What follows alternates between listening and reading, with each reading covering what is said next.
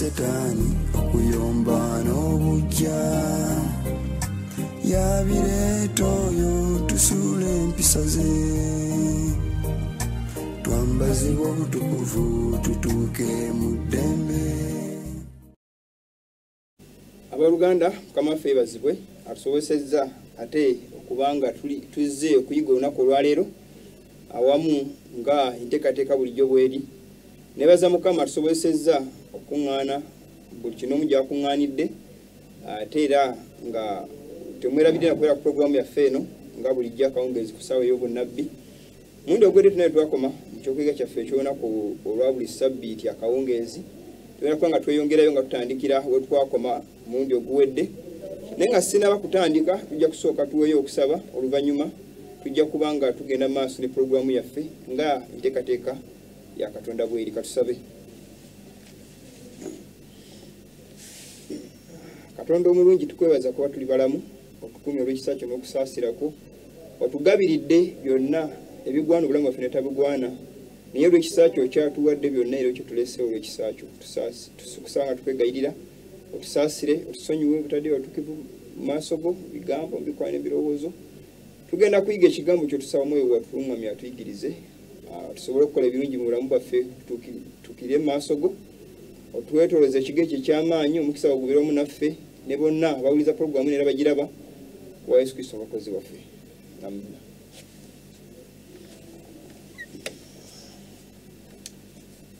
Muganda wange ali ku puroguramu yaffe eno nate enyongera okwebaza webale kubeerako butakoowa.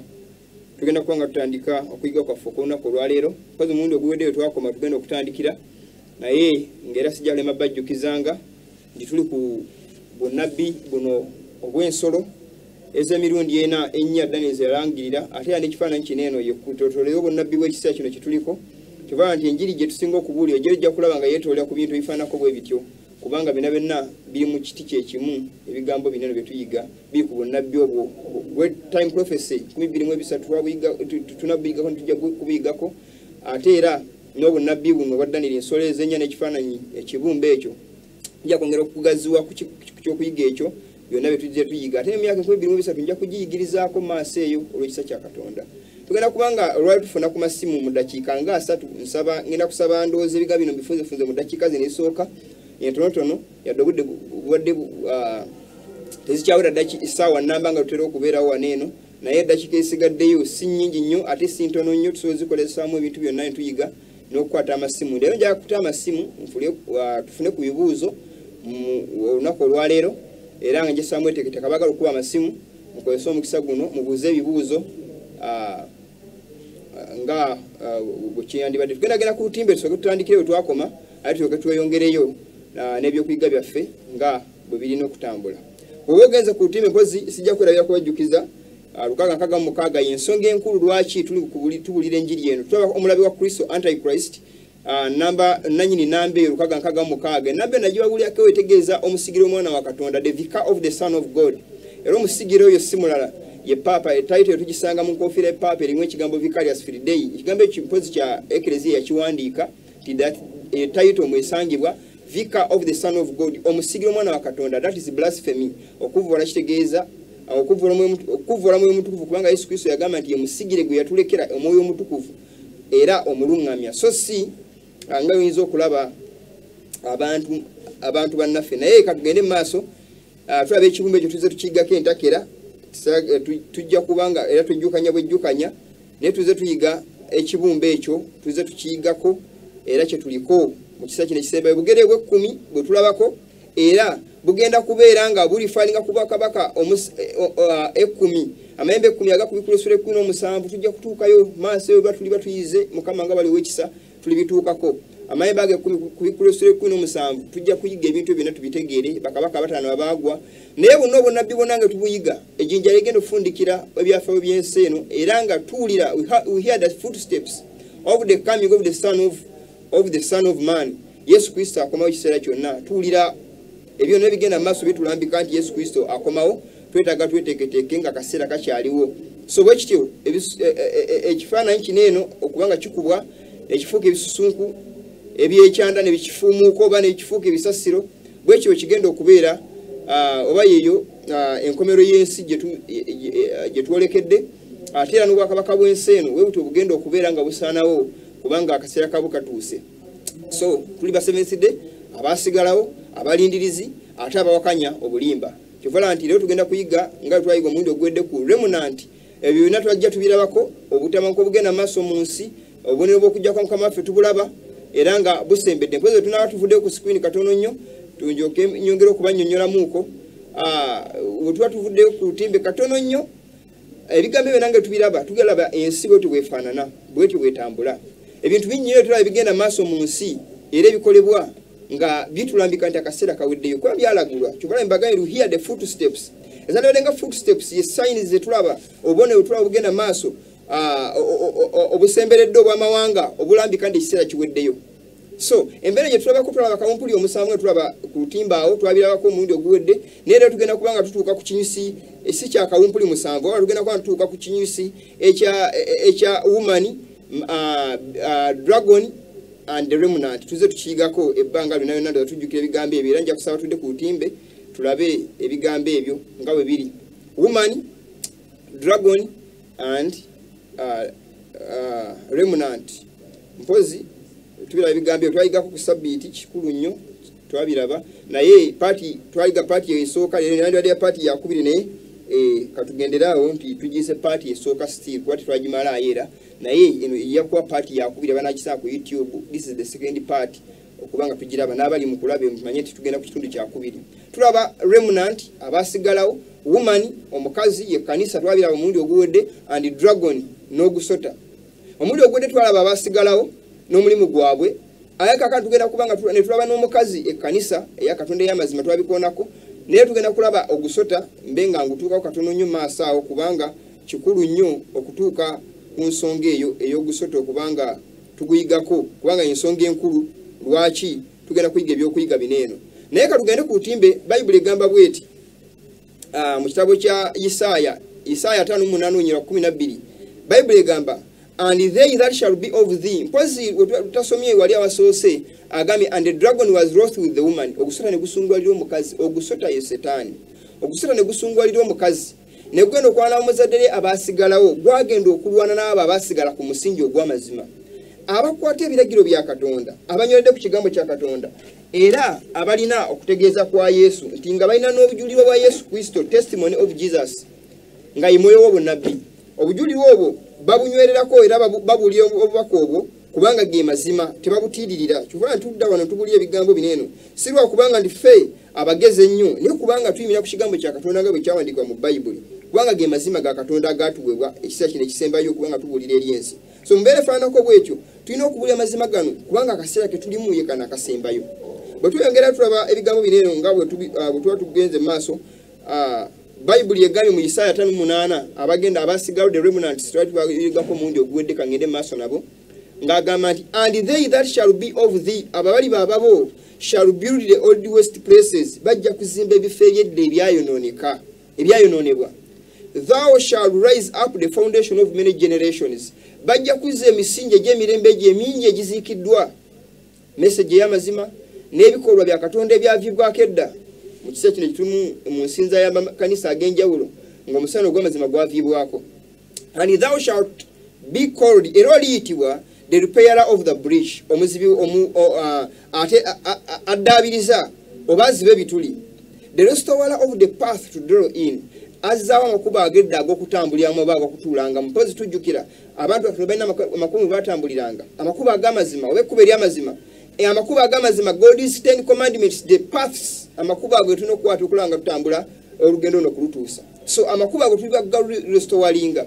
Most especially there is a command, there is a path which was trodden underfoot by the Pope, by the papacy. Tujjukiranga ogusota gwasungwali omukazi nga twasomenga tutandika mu kitabo kya Kukulesule 12:17 gwasungwali omukazi ogenda okulwana n'abomuzadde abasigalawo nga bakwata ebiragiro bya Katonda n'okutegeeza kwa Yesu. God's 10 commandments Mukama azeetaaga zonna. Some people bakwatamu ko mwenda, abali bakwatako nga 3, bwe muna bakwatako gayagadde nayuzako nga bwayagadde. Naye Mukama ayagala ebyonna kiramba. Kivula ekitabo kya Yakobo essula ey'okubiri ennyiri 10 agamba nti omuntu n'abakwata etteeka lyonna n'asubyamu akanyomero kamunga gonna agonoonye era etteeka neregera osayisa omuntu omusango the 10 commandments the moral law kuvikulu esula 10 Yakobo 2:12 kyavuda agamba nti so speak ye bwekityo mwogere and so you do era mukole as they that shall be judged by the law of liberty nga abagenda okusalirwa omusango oba okulamulwa n'etteeka ery'eddembe bwatyo bayibuli bwegamba bwekityo mwogere era mukole nga abo bagenda okulamulwa by the law of liberty n'etteeka ery'eddembe baganda bange bayibuli bwetyo bwetugamba nga mukama tulamula n'etteeka ery'eddembe the law of liberty etteeka lino olibeera kyoba Yakobo Zaburi 10:10 agamba great peace have they balina emirembe mingi which love thy ira bagala etteeka lyo and nothing shall offend them katugende maaso agenda maaso n'agamba ebigambo bineeno otweyongerayo bayibuli egamba bweti mu kitabo ekyakubikula esula 12:9 and the dragon ogusota mpozi n'adesibanyolidde ogusota ye Satan and the dragon was wroth with the woman 12:17 ogusota gwasungwala omukazi and went to make a war with the remnant of her seed negenda okulwana n'abazadde ye abasigalawo which keep the commandments of God abakwata ebiragiro bya Katonda and have the testimony of Jesus Christ nga bakwata n'ebiragiro nga balina n'obujulirwa bwa Yesu Kristo kubikulirwa esula 12:9 otwatuzeeko Katonda emabega agamba and the great dragon was cast out ogusota ogwene gusuulibwa and that old serpent ogusota ogwedda called the devil guyitibwa Satan and Satan devil and Satan ogusota ogwedda omuliro omiraye Satan which deceives the whole world omulimba w'ensi yonna he was cast out into the earth enasulibwa mu nsi and his angels n'amalayika be were cast out with him nasulibwamu naye ogusota guno ogwedda Satan omulyoolyomi omulimba w'ensi zonna ne gusuulibwa okuva mu ggulu. That is the dragon gwe twogerako ogusota ogwo gwedda omulimba w'ensi zonna bayibuli nga bwe muyita ye Setaani bwera buli njiri yesimbye ku bulimba ya Setaani baganda bange bala programu eno kasobola tugenda ku lutimba ensoma ekyandikwa kino kimu ky'Abasessalonike ekisooka essula 2:4 agamba bw'ati katuve ku lutimba tusooke tusome ekyandikibwa kino Basessalonike ekisooka 2:4 agamba ebigambo bino Pawulo yali ayogera eri Abasessalonike abooluganda abo ng'abagamba ebigambo bino but as we were allowed of God nga twakkirizibwa Katonda to be put in trust with the gospel mukama nga atukwasa enjiri nga atwesiga okutuwa enjiri even so we speak era bwe twogera not as pleasing men so singa basanyusa abantu but God nenga tusanyusa Katonda who trieth our hearts ageze emitima gyaffe enjiri eno jagisanga nga tekusanyusa ebiseera ebisinga ojagisanga tekusanyusa lwaki tekusanyusa kubanga enjiri giri eno nga tetugibulya kusanyusa abantu we preach this gospel to please God not to please men mukama kyagala tuyiseewo kye tuyisaawo kyagamba ekyo mukyeke nga tukireka kyatateeka mu kigambo kye tukireka kyeyateekamu ne tukibuulira that's why this message we preach it not to please men tusikubeera nga tuli balungi maaso g'abantu but to please God kusanyusa Katonda kusiimibwa Katonda so bwetyo tuwulire nje eno baganda bangala programu eno kyobala nti ojja kusanga buli kimu tukikoonako lwaki kubanga ge mazima ga Katonda okwawukana ne baganda baffe abaali bamiyidde mu kituli one time before naye kati baakivaamu they are preaching heresy they are preaching falsehood they are preaching a twisted message mukama si bwagamba mukama yaga tusigale nga tuyimide ku kigambo kye so kyavuda agamba nti and the great dragon ogusolo gwedda ne gusuulibwa wali naye agamba nti gwanyiiga ne gugenda okwana muzadde mukazi abasigalawo who are standing on the platform of truth saaba beteekako obupande okweyita seeba bagamba nti ffe tuli kino naye nga they are practicing what they preach not only practicing and preaching but it is a living testimony amongst them nga njiri namu oba bujulirwa bulamu wakati mu bo yenjiri gye tubulya baganda bange si kusanyusa bantu kyovala nti otawuno katugende maaso tweyongerayo ogusota guno jagubalagako manyi wemba njogera nnyo ebigambo bino njaga tutegeere nnyo ebigambo bino the great battle olutalo olunene nnyo olw'amaanyi is between truth and error luli wakati w'amazima n'obulimba kyovala nti programu zino zirikodingibwa lwaki musobola kubanga muzifunako muzireviewinga mureplayinga oba muzi searchinga ku online lwaki kuba musobola okubanga muddingana mu bubaka bunene kubanga bukulu mugere ku YouTube channel mu subscribing message zona ezibanga tufunye obaka opyanga bugenze musobola okubulaba message ze tuyirabye waneno tuziteekayo okusobola okulanga muzejjuka nyanga muziraba Bible yogedde ku gusota tumanyi mu kubikula sura 13 Bible yegamba nti ayagera ku Yokana agamenyimira ku musenyu gw'ennyanja nendaba ensolo yava mu mazzi ng'eyina emitwe 7 n'amayembe 10 abo gali kwa nenguli mwana wattu ne tusigala sagala gendayo olwakadde naye tusomye Bible yegamba nti yalaba ensolo eyava mu nsinge ng'eringo mwana sole bwe basomye ensolo ya Bible yegamba nti ensolo ogusota yegwawo ensolo y'amaanyi n'obunyiza bwayo obungi kubikula sura 13 ogusota ensolo yagolokoka okuva mu mazzi ensolo okuva mu mazzi tegeeza abantu kubikula 17:15 amazzi be bantu so ogusota ogwava mu ensolo yava mu mazzi yalina emitwe 7 n'amayembe 10 obwakabaka obwo tuze tunyonyolako that is purpose generally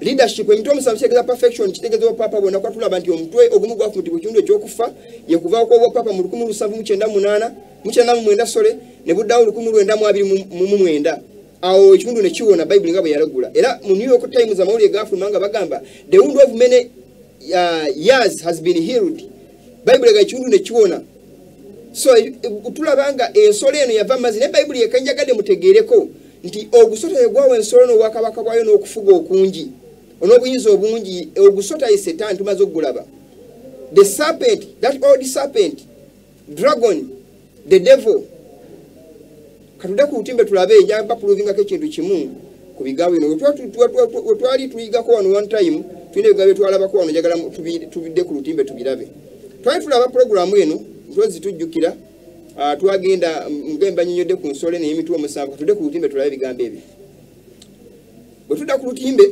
mbalazeko ekizimbe ekyo muyinza okulengera nga kiri awo eri mugiraba St. Peter's Square era oba otunulidde wiiru eyo neki ekisumuluzo ekyo yakulanga ekisumuluzo wano ng'oba ogitunulidde ekisumuluzo ekyo kiraga the crossed keys of the purpose be bakozesa ebisumuluzo biri crossed ebisumuluzo ebyo biraga nga bakleminga nti papa ayina ebisumuluzo by'omu ggulu ebyokufa n'ebyobulamu abikleminga nti babimukwasa era ashobola kibagizima mu wirwe mugundi St. Peter's Square erimunga ekisumuzo kino enzigize mu mamanyeze eminyolo ezine ebisumuzo ebyo zoguzaawo n'ekisumuzo ndoza mala bawali eri nesime njagadde okufokasinga yagatwala ekisimbe kino kiringa ekyerwe kiri wanene abasooka obwo tuba tweyongeddeyo tugenda ku Google Map twetoloza ekizimbe ekyo nga wayinza okukiraba mukiraba ndowooza mwetegereze mulaba ndowooza eriiso ku kizimbe ekyo mutwe batwogera ku serpent omusota ogwedde omuliro lumirayo Setaani Bible goyogerako gwawe ensolo eno bakabaka bano okufuga okungi biri mu maaso gaffe tubiraba ni abamu twezi baffeka amaaso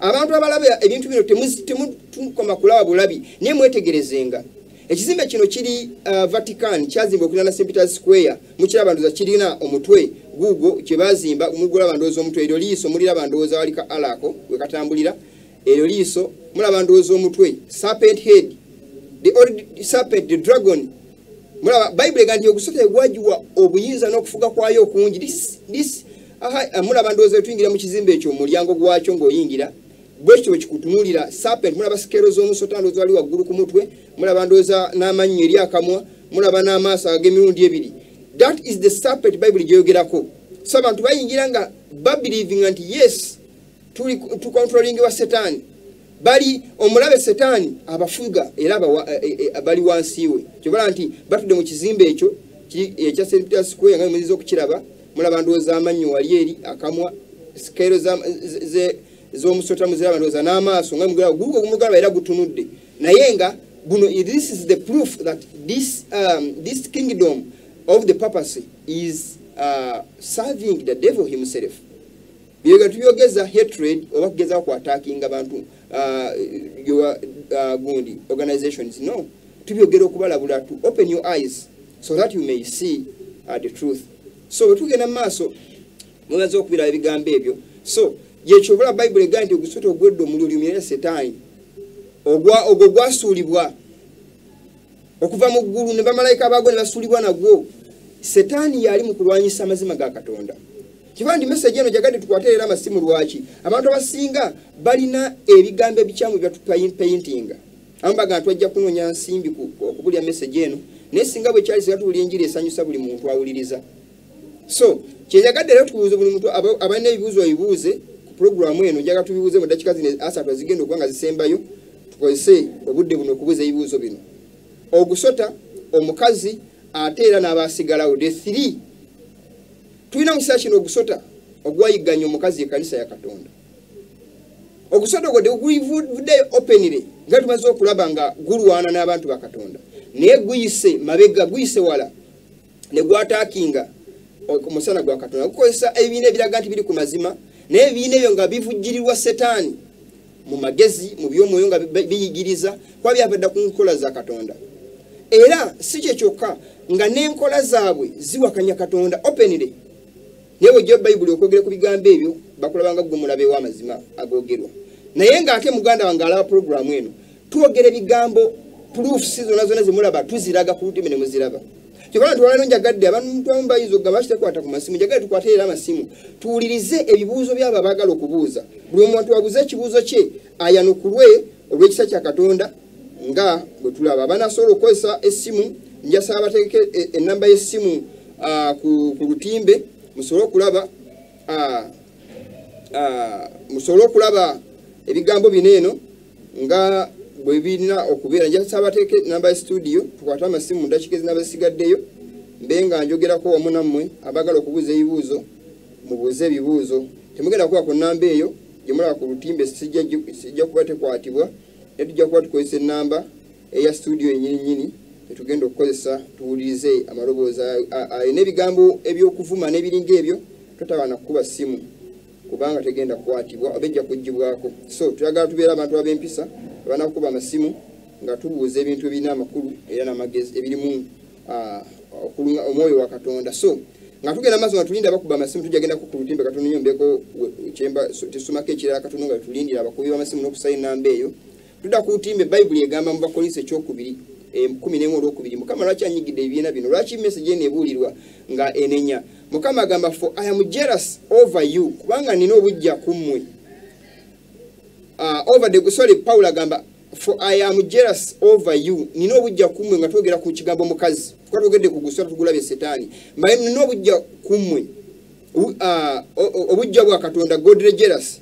For I have espoused you to one husband, kubanga nabafumbizwa bbammwe omu, that I may present you as a chaste virgin to Christ. Ndoke mbatwali eri Kristo ng'embeerera abakazi abatamanyi musajja, amakulu abatali benzi, abatagenze kuyendekuza n'abaganzi abalala abasiguze. Omuntu yena kasaabuli enjiri etali ya Katonda, omuntu yena kasaagobere kuba etali ya Katonda, abagoberedde enjiri ya Setaani omusiguze. Okugenda okwenda n'ebibiina ebirala, okugenda okukola emikago egigatta ebibiina, okutambula nga bwe batambula, Mukama ekyo kyayogerako, obwenzi obwo Mukama bwavumirira. So Mukama Paulo agamba nabafumbiza bbammwe omwo, omukazi atali malaaya, ye pure, ye virgin, Bible gwayogerako, omukazi ye kanisa ya Katonda. So kyekyokuga kyenjagadde twogereko, tugenda kukituukako naye njagadde mbalaga omukazi ye kanisa eri pure. Abantu mbaga tuvumirira amakanisa naye twogera ebigambo bino kubanga tuba tumaze okulaba nti emisingi abantu bano kubatambulira oba ebibiina bino kubitambulira givudde ku nkola ya Katonda ey'amazima. Katudde ku lutimbe tulikwate amasimu gano bwe tuti katuveeyo ku lutimbe tusoboke tukwate amasimu gano tubuuze ebibuuzo abagala okubuuza ebibuuzo. Pulogulaamu eno nkisazizza musigimaze ekyokuyiga kyo tubadde kyali kiwanvu naye ku lw'obulungi bw'okubuuza kwammwe mbawo omukisa guno mubuuze ebibuuzo. Alo? Alo? Ali ku simu alo? Katufune omulala. Alo? Alo? Alo sebo? Yeba liko sebo. Kali muganda. Nawe bali. Yeba liko sebo. Kakati kemba dembuza. Sebo. Kemba dembuza ubundi kukadati. Vira TV yo. Sitegedde kyabuuzizo obadde oyagala kunyonyola ku sabbiiti oba naye okuba essimu bambi va wali TV tusobole okuba nga tuwuliziganya bulungi. Alo? Alo? Alo? Yes sebo muganda wange. Osibye sebo. Sebo nsibye bulungi. Osibye sebo. Kakati webale okuweereza pulogulaamu bulungi. Mukama yeebazibwe sebo bali kuwuliriza. Ebigambo ebyogera bya mazima era bya ssuubi. Mukama yeebazibwe sebo. Kakati ekintu kyensinza okutegeera nti tulabidde ddala nti obukatuliki bwe buleetedde okubeera nga ensi yonna egwa mu mbeera ey'obuzibu weewaawo ssebo era nga ekintu ekyo kigambo kya mazima era kyassuubi. Neyongeza ku ddoboozi katono kye mbadde ntegeeza ssebo nti obukatuliki buno ssebo buleetedde okubeera nga ensi eri mu buzibu era nga eri mu bulimba nebubeera nga buleetedde okubeera nga abantu bonna bali mu kintu ekyawamu eky'obulimba eri mu busiraamu eri mu bulokole kale ne babeera nga kwegamba gwe musoto ogwefuddefudde mu ngeri ez'enjawulo. Sebo muganda wange njogo ge mazima goyogedde ssebo ekyo kyendaba ate bo okuseveniside ndowooza eddiini nandisuubidde egenda mu ggulu kwawola obulaba obulungi sabbiiti ya Katonda ebagikwata era ebyawandiikibwa birabika era bisonga ku bbo kakati muganda era Mukama abongere omukisa okutumira ku munange ekisaawa kusingezenaso Sebo tweyanziza nnyo Mukama akomusana sena kwata simu ndala muganda ngayo nga bayogedde ebigambo ebyo Catholic Church Mukama nga tumaze okulaba omukazi omwenzi ye kanisa yasobola okuva ku kkubo erya Katonda kiba Bayibuli kubikulesule kuni musanvu Bayibuli mwita nyina w'abenzi naye ate obwadiventi nga Bayibuli nga muganda nga era wabadde ayogera kituufu message obwadiventi message y'amazima Mukama yawa abantu mu kiseera kino ekisemba message preachingibwa abantu abakuumi ba sabbiiti ka message y'amazima naye ate tulina akaseera ke tulimu nga ate waliwo abasabisitiri tulaba batandise okukola emikago n'ebibiina ebyo ebimazo ebiwakanya Katonda tuze tulaba ebyokuyiga ebyo okupuluvinga ebigambo so obwadiventi kituufu naye obwadiventi si buli bwadiventi nti butuufu lwaki njogera ebigambo ebyo nti abantu bangi beerimbise mu kigambo ky'obwadiventi naye nga muganda wange enkola zaabwe zifaanana ne bali abalabe ba Kristo kibala mu kitabo kya Kubikulesule 17 abamu babayita Bayudaaya kubanga kituufu they are Jews ne Kubikulesule 9 Bayibuli egamba and I know thy works manye bikolwa byo and tribulation n'okubonaabonako and poverty n'obwavu bwo but thou art rich ne oli mugagga and I know the blasphemy of them which say they are Jews manye n'okuvola kwa bagamba nti Bayudaaya and are not nenga sibo but the synagogue of Satan nenga kunganira Satani jeri abantu abeeyita kyovala mu kitabo kya Isaya essula ey'okuna Bayibuli eyogera ebigambo bino abakazi omusanvu olunya olusooka ti abakazi omusanvu bagenda okukwata ku musajja abakazi kitegeeza makanisa omusanvu kitegeeza obukristaayo bonna nga tumaze okulaba nti emitwe omusanvu egiri ku nsolo eri iwa papa generally bapapa bonna nga babazingidde wamu then emitwe gino abakazi musanvu 7 women nga makanisa gonna gagenda kwekwata ku musajja omu beyite bakristaayo naye nga bagala kulya mmere yaabwe byambalo byabwe bayitibwe erinnya lya Kristo kwejjako kivume enjigiriza zaabwe enneeyisa zaabwe naye nga ate beyita bakristaayo kibala nti osanga ono nga kkiriza kino nakkiriza kino nga they are Christians bagala yes we are Christians naye nga ate muganda wange awuliza programu era giraba nga Bayibuli egamba naye nga balimba osoma essula eyokusatu mu ngeri yenga olunyi lwa 9 ngenda yakwata essimu eddako naye agamba bw'ati behold I will make them of the synagogue of Satan labangenda bafula bali mu kuŋŋaanira Setaani which say they are Jews abagamba nti Bayudaaya agamba nti and are not nenga sibo but do lie nenga balimba behold I will make them to be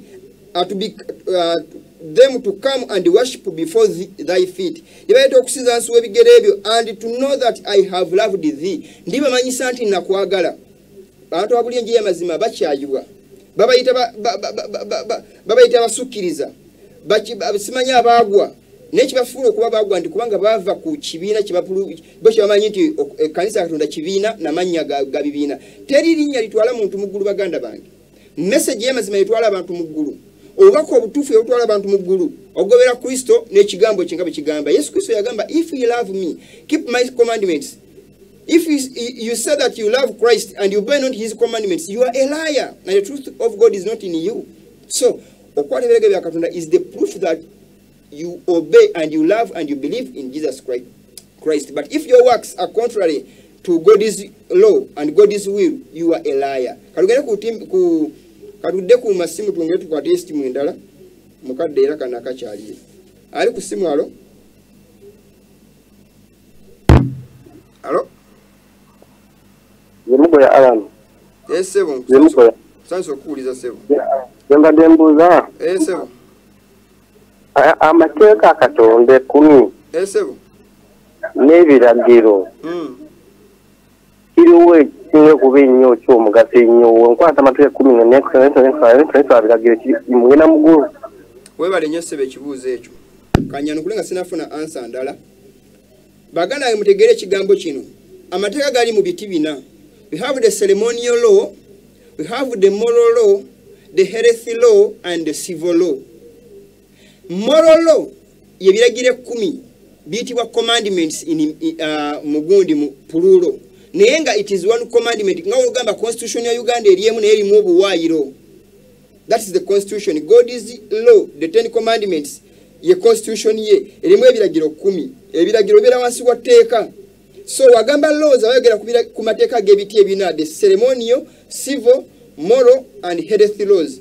Netulabanga amateeka gali civil na mateeka ga ceremonial gajibwa Kristo nga mazo okujaba nafa bayitibwa abalokoli na bibine ebiraye preachinga teteeka yabeyo Yesu Kristo alikomera ku musalaba. Paulo basoni Bakolosayi 2:16 watero kunyonyola agamba nti tebani yangu wa sabbath n'emyezi egiboneka Sabbath days. In fact Bible King James egamba Sabbath days in eating and drinking mwalimu okulya n'okunywa mu sabbath ezo n'emikolo egyakolebwanga mu ceremonial laws ezo za ceremonial law. Those commandments malingamu ebiragiro by'okulya n'okunywa kivala nti bali banenya bayigirizwa nga bali tebanabi mu ngalo.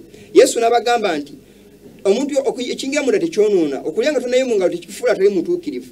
Obutuukirivu bali batutwala buno bw'okunaabenga n'otukula kivala nti mu mikolo gyo mwalingamu obutuukirivu nga wotanaaba ngalo tosaanidde bw'otakomolebwa kikuta tosaanidde ebyo ebintu Mukama bye yakomya.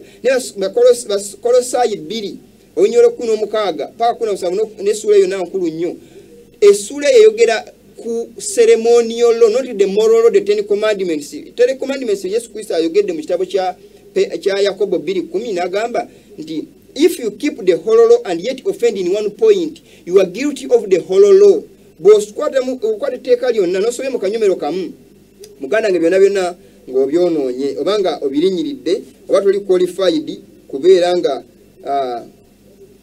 nga tokwata teeka lya Katonda mu bufunze. So etteeka n'ebiragiro kye kimu. The law has commandments and the moral law is one. It has 10 commandments, 10 points. Mukama zayogerako ndooza muganda nga ali ku program eno ebigambo ebyo bitegedde bulungi. Mukama akuwa omukisa. Tugende mu maaso n'ekibuuzo ekirala. Buuza ekibuuzo ekirala nsaba ali ku simu agambe yalo. Alo Alo Musumba. Sebo muganda wange. Mukama feebazibwe. Amina Sebo Mukama feebazibwe Sebo. Na kakati. Yes Sebo. Ndewambika ibule na kifuma. Muganda nsanso okuwuliza. Sebo kakati ndi mu Advent. Sebo. Naye ffe tuli bakulu ba sabbiiti era tukwata amateeka naye kakati nga bali aba conference abatukulembera. Tetubagoberera tusinza businzira ffe tetubagoberera ffe naye kiba kirya kubeera nga tukuŋŋaana nabo ng'ate. Okay. Sebo bale nnyo ekibuuzo ekyo. Mpozi ebigambo bineeno mu kitabo kya Yakobo, mu kitabo kya Malaki, Amosi 3:3 Bible egamba, can two go together except they be agreed? Ababiri bayinza okutambulira mu kujja nga mazze okukkaanya oba okutabagana oba in fact kwe kutabagana oba okukkaanya tekisoboka. Kivala mu kitabo ky'Abakolinso ekyokubiri essula y'omukaaga nnyiri 14 Bible egamba temwegattana batakiza kwa temwenkanankana. Toyinza kugatta kizikiza na musana. Bw'obanga oli mu Advent ow'amazima tumaze okuyiga tuze tuyiga entakera nti General Conference yamala dda okulyamu amazima olukwe. They are workers of the Pope. They are, it is another institution of the papacy. Teddy Wilson yakyogera tata wa Teddy Wilson ono aliko yakyogera plainly. Teddy Wilson ono naye tuze tulaba ebibala bya taata we ne bajjani Paulus ni bali bonna n'abasooka ba BBB n'abala bonna abasooka. Tuze tulaba ebibala byabwe ne bana abafuga ba local leaders. Tuze tulaba ebikolwa byabwe. Era tuze tulaba nga Teddy Wilson naye azza approving anti Sunday teri mu pipeline. Bagamba nti relax.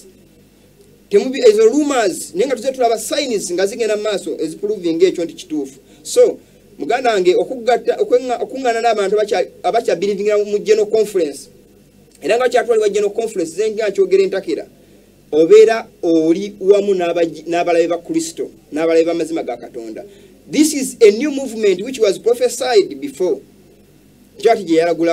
These are Catholics in a name under the name called SDA. Mbajukizako mu testimony soka page 5:7 some statement yeyo. Nkulu nnyo ngalaba abaluganda bafuse ba Catholics nga banyaga message bajijja bagamba batulino gisanya obogede ku our holy order, which means these men in that organization with an aim of destroying the message of truth. Muganda ngewecho bwekiri. So tekiba kirungi kungana wansi webine ekanisa yone no soji kunganiramu nesinga bateri wansi wa general conference nga stage controlling sebera wansi wa general conference. That is not SDA gitwogerako mukama je yatandika mu 1844 with the pioneers who preached this message more than I do and others. Kadwede ku utimbe ku twatesimu endala kwana akadde kagenda muganda wange baganda bange. Hello. Hello. Yebale kote. Kale nyabo.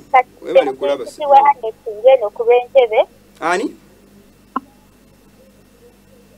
Na ye kakatebo. Seuke yansiza myore yingire yo kubanga era watutusa no watusa banje ni wakati twamanya muzima yebale nyoye bazitara. Nyabo okutegede mukama ko omukisa.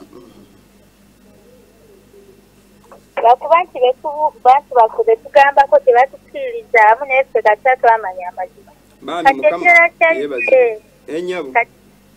Katekirala kyendo kyenkubuuza mu kiwesi kunkebya isera. Ya Christmas twabitegera Good Friday nati. Naye nga bwe kiri ntino ddala kituufu Kristo yafa bayazuukira Sunday.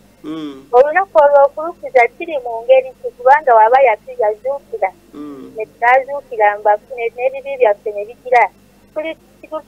Tulutwala tukyanga ffe abali kale twali tulukiza n'ekyamazima nze nakyuka waliwo okuzizira bonnyonnyodde. Mukama yebaze. Nali nkyasigaddemu kya Easter kyokka ekya Easter kiri kyase. Okay. Mukama yebazibwe nnyabo bali kubuuza. Pozi bobu dera butambudde. Ne nnyabo nkulamusizzaako mukama akuwa omukisa bali kuba simu. Era nsanyusa okuwuliza ku ddoboozi lyo. Mu bantu bensanyukira okuwulira nga bankwidde ku masimu nnyabo oli omu kubo. Era mukama akuwa omukisa olw'okukkiriza ogoberera amazima. Naye ensonga ya Easter, Christmas, Ash Wednesday, emikolo gyonna gye mulaba egyo egyali emikafiri byonna byonna by'abakafiri tebiri mu Bayibuli. Mukama teyabiteeka kuwooko kubanga bigulumizibwa obanga tusinze ennaku ezo. Abaganda bange aba programu eno Sunday nayo bajogeddeko ne Sunday lwali lunaku ng'ennaku endala. Mukama atandika okutonda ensi mu nnaku 6 ku lunaku olusooka mu wiiki lwe batuuma Sunday. N'amalya ku lunaku olw'omusanvu yatonda kiwummulo. Naye olunaku olusooka mu wiiki olwa Sunday, olunaku olwo tetuluselebratinga lwaki? Teri kiragiro kiva eri Katonda nti tuluselebratinga ekinga Christmas. Teri ayinza kekuba kyenazelebratinga amazaalibwa ga Kristo nga abadde mu Kristaayo mwesigwa oba amazima agoberera Bayibuli. Kubanga tekirimu mu Bayibuli. Sunday lwali kyanga olunaku olwalwo lwonna Yesu n'azuukira n'ava mu ntaana. Weyamala okuzuukira n'ava mu ntaana. In fact, nawangula amagombe, yes, kirungi. Nga tusanyuka kwa Yesu yazuukira. Naye ate temuli kiragiro mu Bible tulu celebrating. Kwa tulaba abatume nga balu celebrating wantu wonna. Enkola zonna abatume ze bakungana ku Sunday tezaliko issue ya ku celebrating lunaku olwo. Tebaalukuzanga nako mu bulamu bwabwe. Twaba bakungana kumenya migaati. Tuswala zibimenya ku lunaku olwalwo ne ku Tuesday so jimenya. Bagamba kunganyanga kimu kya 10 era kusabire tukunganya kimu kya 10. Kimu ekyo 10 kina kunganyiza kunako kusooka mu week. First day of the week. Bible proof wali ne muyobo ndabya proving ebigambo ebyo. So binebe na eje mikolo eklezia gireta nenga bajijambuka afiri nga tuze tulaba nti lubale ishita gubata ita Easter gubata mu Kristaayo natayiko okuzichusa amanya gaza mu luzungu. Christmas amazaba ga Katonda njuba tamuza nagafukula amazalibwa ga Yesu Kristo. Mariamu Semiramis yamuyita Mariamu okubuza nti this is the Mary who the mother of Jesus. Yesu Kristo katamuza nakatuma Yesu mother and child worship tuze tubiraba so enkola nyinyeza jazingira mu kanisa okutwa title za Katonda okuvola Katonda okusonyiwa ebibi ne biyingira kati lwachekezia Bible ejita nyina wabenzi the mother of harlots kubanga yensibuko y'obukafiri n'obujemu mu Bukristaayo era omusandisi omu yayitibwa yawandika ebigambo n'agamba nti Catholic Church is the continuation and the prolongation of paganism. Obukafiri bwayima okulanga bugenda maaso bukula bomukisa bwava ebbali nga twa mu kiseera kino obukafiri tebukyali open n'obusamize nti abantu bayingira masabo no kale makanisa yebisamirira abantu mwe bayingira munayingira nenga biru yekikolebwamu muli eri tekiri mu Bible olunaku lwa kunganidde ko batademu ekitiibwa sirwa Mukama engeri basinzamu ya Setaani nenga bagamba ya Christians tayogedde ko ali mabega so obukafiri bungi obwajibwa mu Babuloni Neboletewa mu kanisa jwa Bible ekita Babylon ekinene kujenche kwalinga ekiwandikidwako di Babylon ekinene nyina wabenzi the mystery Babylon in fact kyali ekyama Babylon ekinene mystery okutegera ekyama kino nti Babylon bukafiri Catholic Church nebine bire bikola enkola ezali za Katonda it is a mystery kyama kyetaga okubikula kivandi kyayita mu bubonero ne Mukama atwadde omukisa okulanga kati tuliviringa ebigambo tubi unveilinga okulanga ntu asobola okubibikula tubi openinga kubanga bidda mu bubonero bwabyo kubanga bubikulibwa kwa Bible emala n'ennyonnyola mu bigambo byawe byennyini nnyini akadde kagenze katukwate esimu emu ndowooza tufundikire olwakadde katutwala speed alo sewo nsanyiza okuwuliza sewo muganda wange nange nsanyiza okuwuliza nze Sikabira Jimmy ani sebo nze Sikabira Jimmy sebo nsanyiza okuwuliza muganda wange ogambye nti buli Muadventist yenna ali wansi wa General Conference tagenda kutuuka mu Bwakabaka bwa Muganga sebo bote wemedde oba mpulidde mu conclusion ya byonna ndoza kitwalira nga ogamba ndi omukatuliki yenna in fact katuteleza ekigambo kineno yenna ategedde nasigala nga kya believing mu General Conference yobo kitezo kitambuliza obwo kwa batanaba kutegeera nga mukatuki wale batanaba kutegeera message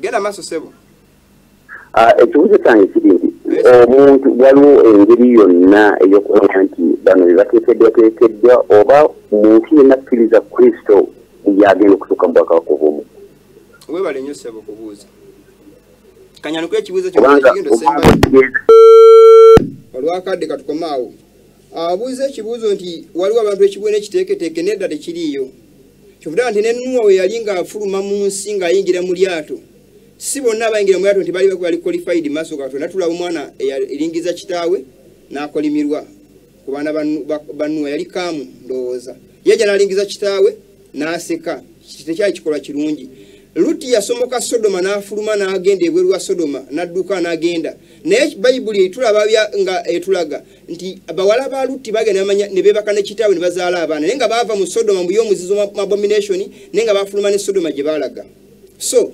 okwawukana tekitegeeza nti oyawukana nti you are now a member of heaven oli qualified ne Mukama agamba muve wakati waabo abajje mu mweyawule temukoma ku kintu kyali kirongofu nange n'abasembeza today we have a militant church not a triumphant church tugenda giraba nga Mukama amaze okusiiringa nga byonyonyo busanvu bitandise okufukibwa tuleke tulabe church triumphant but before that time nga tutuna kutuuka mu kiseera ekyo Mukama mu kiseera kino kye tulimu ayagalira ddala ekibiina ekiri ku kigambo kye nga kimulisa omusana gwe however much mulimu abantu abalina weakness personal social leadership tuli ku bukulembeze twanenyeza General Conference SDA singa abadde members ba bulijjo naye kubanga they are the leaders aba leading ekibiina mujukire Akani bwe yagenda nga bali bagenda okulumba Yeriko nga bamaze okulumba Yeriko n'atwala Mukama bye yamugaana ekyaddako kyekiriwa Israel yabera cast because of Achan. Lwaki kubanga Achan was one of those who were appointed to execute God's judgments.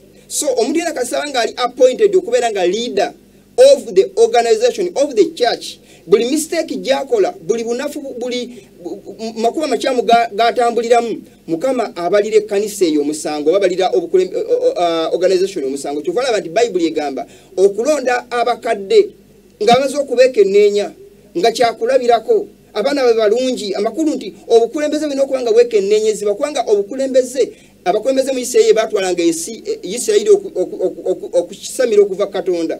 That's why ne mu kiseera kyaffe kino kye tulimu obukulembeze bwonna kasita bumala okwonooneka tosobola kulongoosa wansi kubanga leadership omutima kasita gumala okulwala guweereza omusaayi nga gulimpiwa. Singa obwongo bw'omuntu bujjako ekikyamu omuntu n'alaluka amagulu tegasobola controllinga bwongo obwongo ebicontrollinga amagulu. So obwongo bwa SDA eri wansi wa General Conference singa nga General Conference banga yayonooneka tosobola kulongoosa wansi kubanga obwongo ebufuga ate kukyobala buli agezaako kwogera nga bamuziyiza agezaako kwogera nga bamulwanyisa ensonga eri emu nti obwongo bwayonooneka you cannot repair ekintu ekyonoonese nga kigudde nga otuyinza okola omuntu ali maadi olina kujjanjaba bwongo batusobola kujjanjaba bwongo teri hope yabigere kutereera. So kati mu kiseera kifaanako bwe kityo the repair of the breach the remnants must leave the apostate and continue with the message of truth to press forward to the end. So bwetyo message bwino okubanga ebuulirwa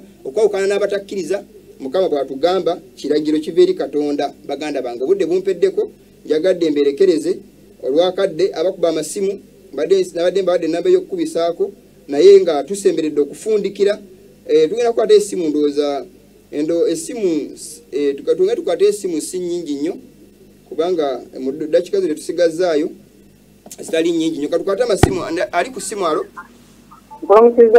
kale muganda mwanyinazi nkulamusiza nnyabo bannyabo baseebo ononsonyiwa nnyabo nnyabo nnyabo maze ddala nga nkuwuliriza watokola ki naye nagera okulaba nga akabonero kali akatulagibwa katandise okuteekebwa mu makaniza gaffe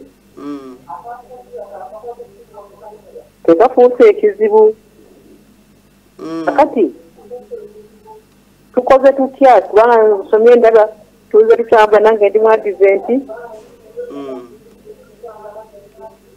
naye enjawulo giddaawo kakati tugenda kubeera nga Nikodemo tusirikire bwe tuli kakali ennyabo osanze kubanga gwe tumanyi gy'osangibwa okay n'ekkanisa tetugimanyi weeri ennyabo tugenda kuba nga Nikodemo gye tuli mu makanisa gaffe kakati nnyabo kankwanukula ebibuuzo ebyo ekibuuzo kyange ekyo neyanza nnyabo ekibuuzo ekyo mpozi nga ziramu ekibuuzo ekyo mukadde wange kyabuuzizza aba mwanyinaze simanyi myaka naye katukitwalire awo Yesu Kristo yabeerawo mu kiseera kye yajja mu Yerusaalemi n'alabula message yalabulanga ng'abuulira yali yakuyamba bakabona na kutereeza nsobi zaabwe bwe baalemera ku bujeemu bwe n'ensobi zaabwe ze baali batambuliramu Yesu yagamba ennyumba erekeddwa kifulukwa yakola buli kaweefube asoboka alina okulaba ng'atereeza Yerusaalemi yagaana. Tuze tusoma ebigambo ebyenjawulo nga tulaba byafaayo by'ekkanisa eno omwoyo Bunabbi ng'agamba nti Jerusalem is a representation of what the church will be if it refuses to walk in the light. Byatuka ku Yerusalemu genda osome mu kitabo ekiyitibwa Great Controversy page the so-called destruction of Jerusalem olabe biki ebyagiwukako. Baali balowooza nti okusinzako ne foomuzi zaabwe engeri zaabwe z'okusinza zaali zisobola okubataasa nga bagaanya amazima. Okunenya kuno kutunenya nga tulabula abantu bano okubanga bava ku bujeemu buneeno okulabula kuno kanadde kubazuukusa naye kwongedde kubebasa bwebasa nga bakabona Yesu Kristo bwe yajja n'ayita n'atuma abasajja abagezigezi bajje balabule abasajja bano abali mu Yerusaalemi ti Yesu azaalidwa bamala okutegeera nti Yesu azaalidwa ne baddeyo ne beebaka beeti bikyalina bakulu gye bali kubanga bali maze okukalubya emitima gyabwe okukakanyaza emitima gyabwe. So mu kiseera kyo kye tulimu ng'ombuuliza ekibuuzo ekyo sirina muntu gwe mpita kumfollowinga never siri all about kulanga abantu mbalidinga nti njagala ekibiina kyange temunfuna obubi siriiwo kulidinga abantu kuba kujja mu bibiina mutandika okufuuka kabaka wamwe oba leader wamwe bagambye nti ffe tugoberera ono ng'abalutheri n'abalabo naye bakola ng'abalutula ebibiina ebiri mu kiseera kino oba abasumba nti nze ndisabira wagundi nedda naye mbagambye ekintu kimu baganda bange buli muntu alina obuvunaanyizibwa ku local church gy'ali. If you cannot head up that church to okudda ku platform of truth to stand again on the platform the local church you are living in nemusalako connection ku general conference please separate such home churches This is the message for today. Start home churches. If your brethren refuse to follow the truths of the Bible, start home churches. Abaluganda bangi abenjawulo abafunye message ngata okola omulimu ogwo. Abantu abasinga balowooza nga bagenda mu ndagaano mu biseera bya Yesu nga balowooza Yerusaalemu wali obuddukiro. Bakanga abantu ng'ova mu kanisa mu kibiina kino building mu Yerusaalemu kasito givamu n'ojeme bakabona bakugoba mu kanisa kasaba kusanga oteetera ne Yesu mu biseera ebyo ujjukira abanikode mu beekwekanga ne after all bamala bakkiriza amazima yagobera enjiri eno y'abatume Yesu Kristo gye yaleka naye mu kiseera kyaffe kino eno abantu babatiisatiiso basimula mu bitabo by'ekkanisa n'omuntu najja okuwuliza enjiri naye nga yeekweka yes ekyo kiri nomo abantu abamu batya okubalaba naye njaga bategeezako ekigambo kino nti amazima ga Katonda gayimirire ko kubanga ge mazima abasumba n'abatiisatiiso bagoba makanisa mwe bandi badi bagoba ne makanisa ago kuba maze okuva ku nkole ez'amazima ne mbasindikiza baga muveewo kubanga mujemedde ebigozi ya Katonda niyo osanga ba members ng'ekkanisa abakulembeze babatiisa omusumba najja ne bamulwako bulabi ne basiika ne mazima ge badde boogera ne bagasirikira nabo byo bugenda mu maaso mu bibiina byebakuŋŋaaniramu ne bagana okuboogerako ye kino ekintu kyekitale kigenda okuleetera abantu okuzikirira. Lwaki kubanga they are sanctioning sin by their presence, by their words, by their silence, by their actions. Olwokusirika kwa mumuwagira ebibye bigenda maaso mu SDA twali ba general conference olwobigawo yambe mwogera nga muwagira ebibye ebyo okubeerawo kwa mu bibiina ebyo mu supportinga ate nga tewali change egenda maaso ate era ne silence yammwe oyo actions zammwe ebikolwa byammwe still bikola ekintu kyekimu okuwagira obujeemu obwo obugenda maaso ku kigambo kya Katonda. So mubere faanako bwekyo mbadde mbasaba baganda bange abali eyo nga buli omu awulira message eno yandiyagadde ogifollowinga mukuŋŋaanire baganda bammwe ab'enjawulo abali ready followinga message eno mutandike kye bayita home churches. If your local churches cannot stand again on the platform of truth, leave them. Njabajukizako ekigambo kineno that logo mulaba pagani logo kola zi pyramid tamuza the sun god omusala ogulina upside down. In fact mujukire otabo nyimba za Kristo basoko kubi bobo Luganda omusala oguli upside down neka tumala okuva kwekyo even though guli upright it is tamuza the sun god three lines zitegeza lukaga mukaga. So ekyomuzo kibanga kimiridde awatukuvu Bible nga yagamba Mukama yagamba asoma ategeere nga mukyatudde mukyalime okusoma okutegeera baganda ngesimanyi kyakuzaako naye buli omu asoma ategeere ekiyokuddako kudduka kuva mu bukafiiri. Mukama bwatu bwatugamba obudde buweddeyo nali badde nkwata amasimu amala naye sigenda gakwata kubanga kadde kaweddeyo naye mbeeba zasodde okuba amasimu nga mubuuza ebibuuzo nyinza okuba byonna sibizze mu bulungi nga bwe kyandibadde naye ngezezzaako oba oli awo okwanukula ebimu ku bibuuzo byammwe naye nja kusaba omulundi ogunaddako oba sabbiiti eneddako simanyi oba tunasobola okukola enkola yemu bweti ne tuba nga tuyigako ekitundu ne tudda ku bibuuzo era still simanyi Mukama anakola okusima ku ngoba n'abalabye naye we have the remnant, we have the woman and the dragon. Naye nga point yenkulu omukazi y'ekkanisa ya Katonda yalwanyisibwa yasungwalirwa ekkanisa ya Katonda Mukama Sitaani yaginyiigira ne we yagenda okulwana nabo muzadde abaasigalawo the offsprings of the woman abo tubalabira kukwata ebiragiro bya Katonda okutegeeza kwa Yesu okubiyimirirako yo tubaawulira. Sibula yogera nti mu Yudaya sibula yagamba nti mukamange yalitukombako ko bw'omugulu naye akola kitanga ali mu ggulu byayagala Yesu bwe yatugamba. So bwe tukola Katonda ali mu ggulu byayagala, that is the church of God, that is the SDA of our time, that is the SDA of our pioneers from 1844 paka ngabe yatandika omusano ogwonga gugenda kubanga pioneer bakyaliwo Paulo bali bakyaliwo mu kanisa y'abatume budde buweddeyo ne musobola ogenda ku page ne musubscribinga ku YouTube channel yaffe eyo mujja kubuza ebibuuzo nga tumaze okuva ku program ate era ku Tuesday temwerabira Tuesday okubeerako nga tuyiga ate era musubscribinge n'okulagira omulimu guno. Mukama bakuume mubeere bulungi mweraba.